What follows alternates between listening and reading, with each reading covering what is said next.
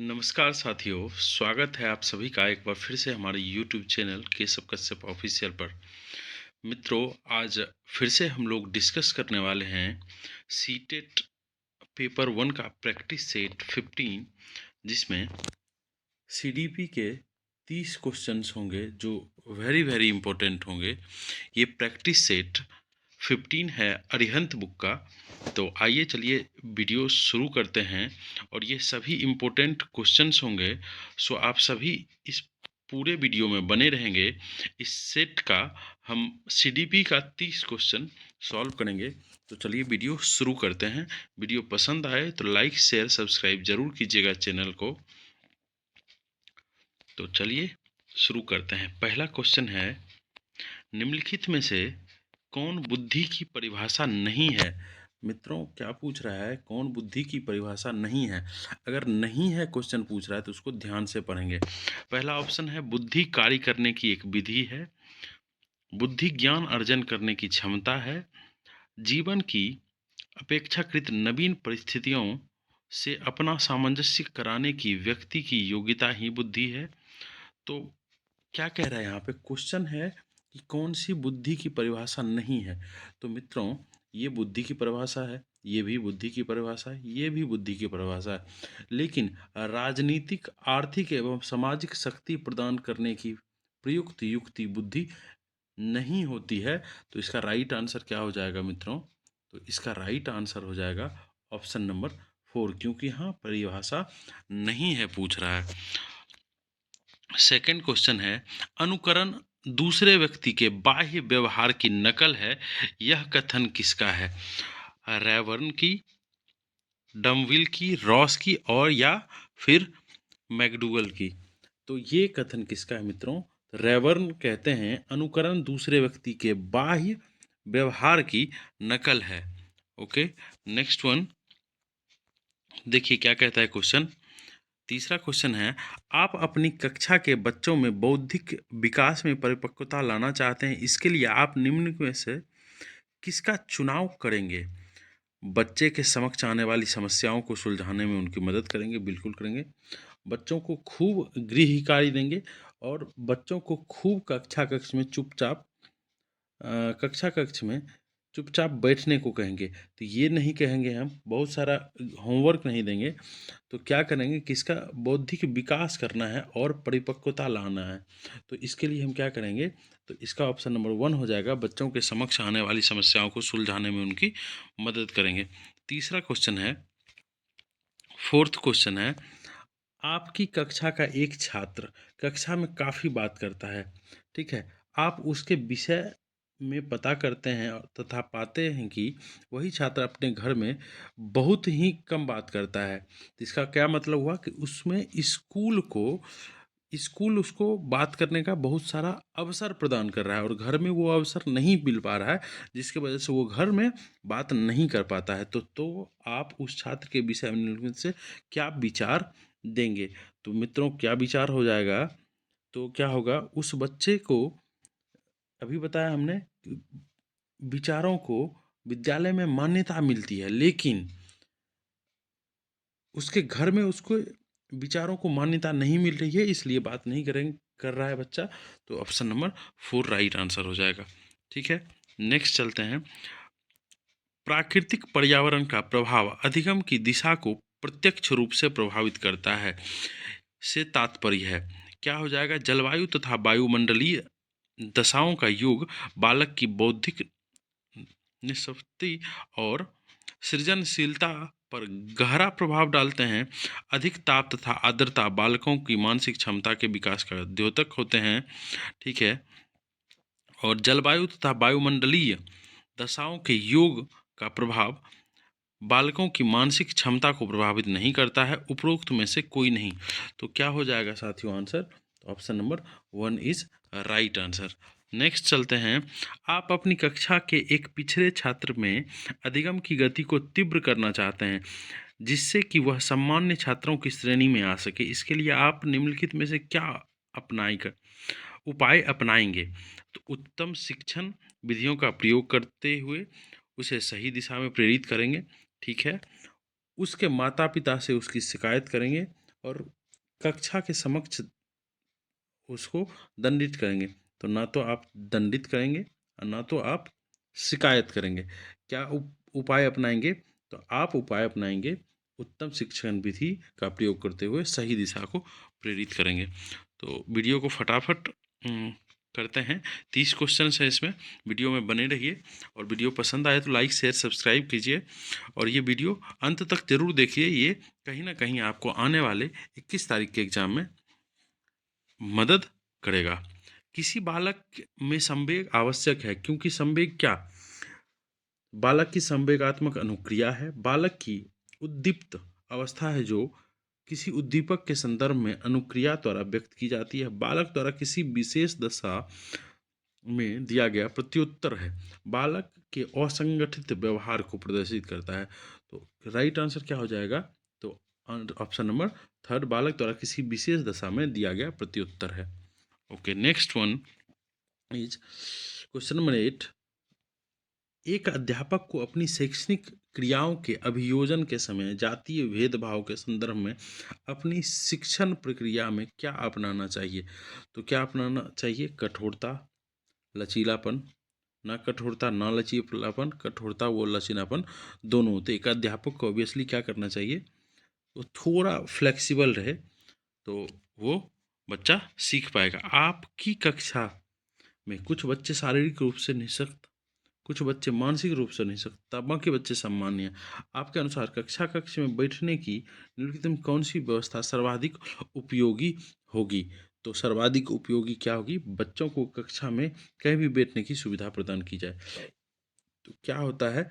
तो यही होता है आंसर, बच्चों को कहीं भी बैठने की सुविधा प्रदान की जानी चाहिए।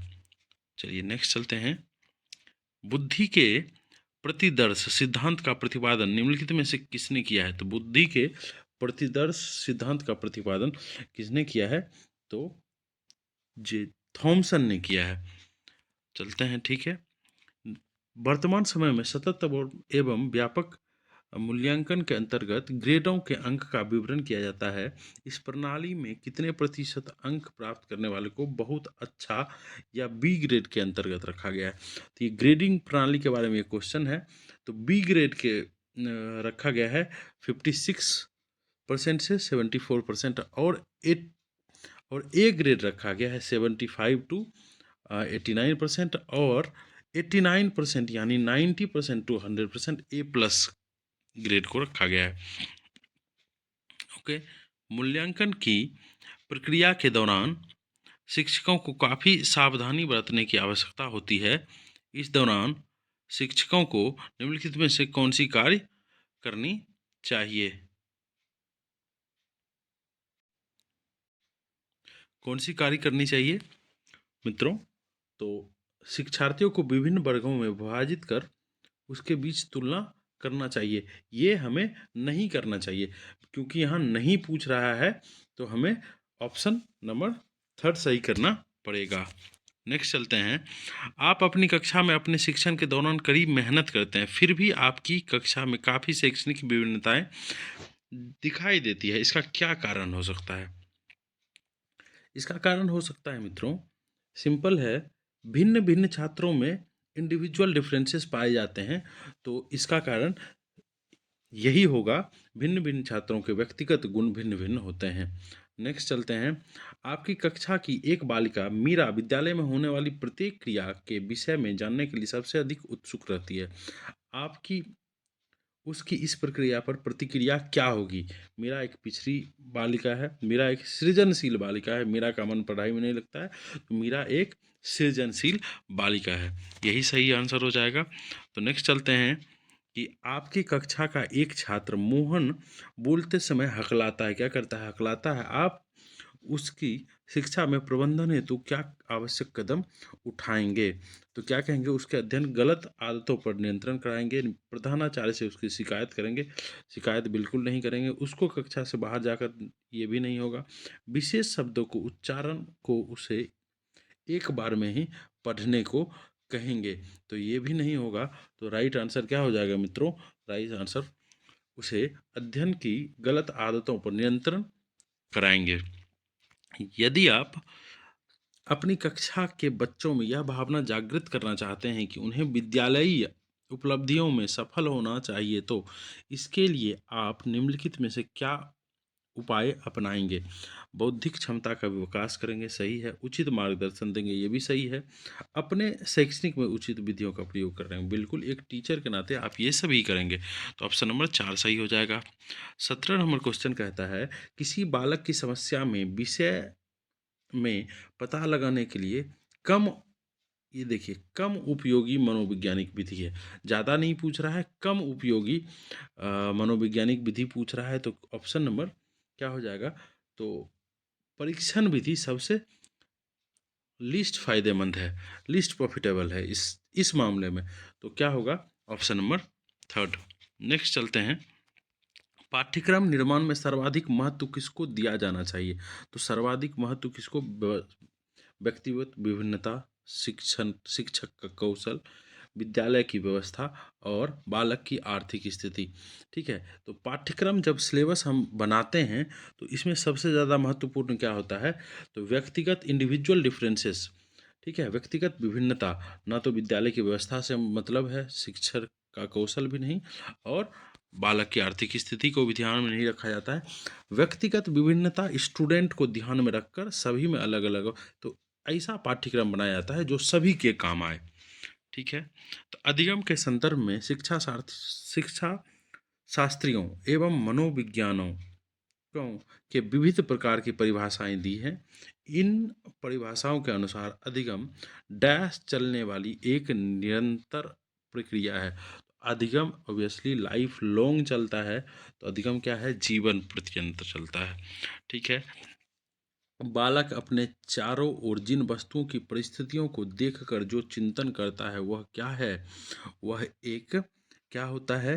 तो वह एक प्रत्यक्षात्मक चिंतन होता है, क्योंकि बच्चा जो देखता है, जिस परिस्थिति को देखता है वही चिंतन करता है। आपकी कक्षा में बच्चों के समाजीकरण में आपकी भूमिका है। बच्चों के बौद्धिक विकास करने में, गृह कार्य करने में, बच्चों को दंड देने में, दंड नहीं देंगे, होमवर्क ज़्यादा नहीं देंगे, तो बच्चों का बौद्धिक विकास करने में, समाजीकरण में भूमिका होती है। ओके, नेक्स्ट वन इज, बालकों के नैतिक विकास को समझने के लिए जीन पियाजे ने निम्नलिखित में से कौन सी विधि को अपनाया? तो जीन पियाजे ने जो नैतिक विकास को समझने के लिए विधि अपनाई है, उस विधि का नाम है साक्षात्कार विधि, इंटरव्यू मॉडल। मैं कौन हूँ, क्या हूँ, मैं भी कुछ हूँ आदि ऐसी प्रबल संभावनाएं विकास की किन अवस्थाओं की ओर इंगित करता है? तो ये क्या होता है? किशोरावस्था, यानी तूफान की अवस्था जिसे कहते हैं। इस अवस्था में आने के बाद खुद में लगता है मैं कौन हूँ, क्या हूँ, मैं भी कुछ हूँ, ये भावना भी आ जाती है। बच्चों की आरंभिक शिक्षा के अंतर्गत उसे सर्वप्रथम किस विषय की शिक्षा प्रदान की जानी चाहिए? तो क्या धर्म का देना चाहिए, गणित का, या विज्ञान का, या भाषा का? तो आरंभिक शिक्षा पूछ रहा है, तो आरंभिक शिक्षा में सबसे पहले हम लोग भाषा की शिक्षा देते हैं। ठीक है, नेक्स्ट क्वेश्चन है, अच्छे शिक्षक का उद्देश्य निम्नलिखित में से क्या होना चाहिए?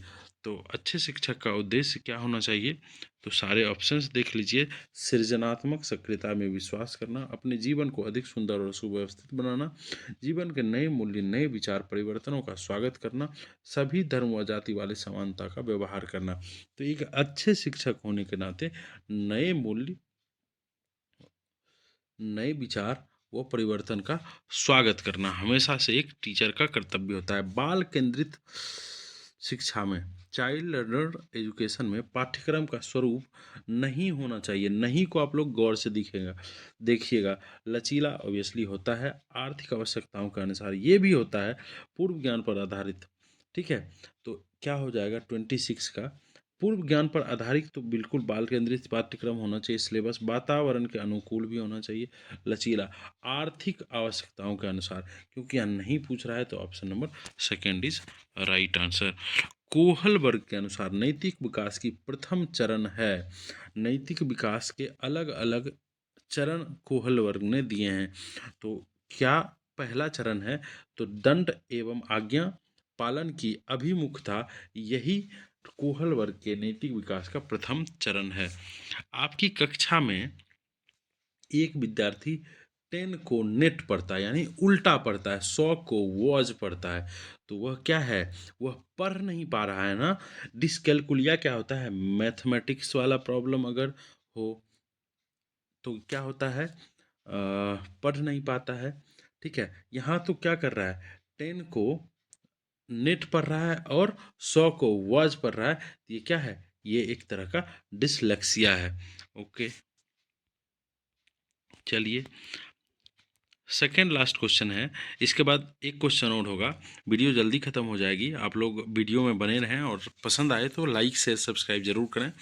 आपकी कक्षा में कुछ छात्रों की दृष्टि कमज़ोर है, ओके, वे पढ़ने में भी कमज़ोर हैं, वे आपसे निवेदन करते हैं कि वे शाम पट्ट पर देख नहीं पाते हैं, तो उसे आगे बढ़ने की अनुमति दे दी जाए। तो ऐसी स्थिति में आप क्या करेंगे, डांटेंगे क्या, नहीं, उसे उन्हें चश्मा प्रयोग करने की सलाह देंगे एक हद तक, ठीक है। उनकी इच्छा अनुसार उन्हें आगे बिठा देंगे जिससे वे श्याम पट्ट पर लिखित सामग्री देख सकें, ओके। और लास्ट क्या है कि उसके लिए अलग कक्ष की व्यवस्था का सुझाव देंगे। तो सही आंसर क्या हो जाएगा, उसे हम आगे बैठाएंगे। हालांकि सेकंड भी सही आंसर है, अगर ये ऑप्शन मेरे पास नहीं होता थर्ड, तो हम लोग सेकंड की ओर जाते हैं, लेकिन अभी है कि आप उसे आगे बिठा सकते हैं, क्योंकि सब कोई चश्मा नहीं अफोर्ड कर सकता, नहीं पहन सकता है, तो तत्काल के लिए आप उसे आगे बिठा सकते हैं जिससे उसे पढ़ने में तकलीफ नहीं हो। लास्ट क्वेश्चन है फ्रेंड्स, शिक्षा की पाठ्यचर्या बदलती रहनी चाहिए क्योंकि, इसके रीजंस क्या हैं, समाज शिक्षा को इसके लिए विवश करता है, समाज की आवश्यकताएं बदलती रहती है, इन्हें इससे ही समाज में परिवर्तन आता है, और पाठ्यचर्या सामाजिक निर्देश का पालन करती है। तो सही आंसर क्या हो जाएगा, तो सही आंसर हो जाएगा समाज की आवश्यकताएं बदलती रहती है, इसलिए शिक्षा की पाठ्यचर्या भी बदलते रहनी चाहिए। ठीक है, तो ये था 30 क्वेश्चन सीडीबी का। तो आशा करते हैं कि आपको वीडियो पसंद आया होगा। वीडियो पसंद आया होगा तो आप बिल्कुल लाइक शेयर सब्सक्राइब जरूर करें। चैनल पर अगर नए हैं तो बिल्कुल सब्सक्राइब करें। इसी तरह आपको रोज़ एक सेट मिलते रहेगा सीडीपी का, जो कि इम्पोर्टेंट होगा आने वाले 21 तारीख के एग्ज़ाम के लिए। तो आशा करते हैं वीडियो पसंद आएगा आपको। आपका वीडियो देखने के लिए बहुत बहुत आभार। Thank you so much.